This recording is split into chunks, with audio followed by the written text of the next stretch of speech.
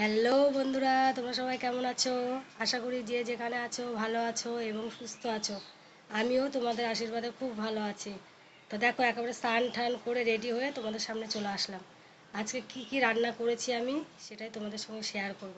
রান্নাটা তোমাদেরকে দেখাইনি, মানে অনেক লেট হয়ে গেছে তো ওর জন্য একেবারে রান্না বান্না করে তোমাদের সামনে আসলাম। তা চলো একটু দেখতে থাকো আমি আজকে কি কি রান্না করেছি। বেশি কিছু রান্না করিনি, তাও যেটুকু করেছি সেটুকুই তোমাদের সঙ্গে শেয়ার করছি। তোমরা দেখো কি কি রান্না করেছি আজকে, চলো। তো দেখো বন্ধুরা, কি কি রান্না করেছি তোমাদেরকে বললাম যে আজকে কী কী রান্না করেছি তোমাদের সঙ্গে শেয়ার করব। তাই এই দেখো চলে এসেছি, কী কী রান্না করেছি দেখো।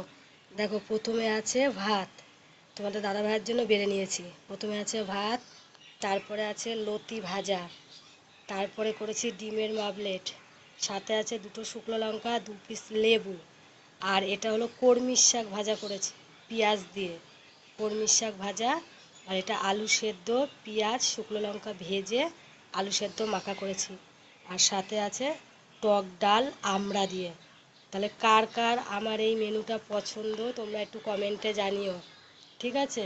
টক ডাল আমড়া দিয়ে আলু সেদ্ধ পেঁয়াজ শুকনো লঙ্কা ভেজে মাখা করেছি, আছে কলমির শাক, সাথে আছে 2 পিস লেবু, 2 পিস শুকনো লঙ্কা ভাজা, ডিমের মাবলেট, আর লতি ভাজা।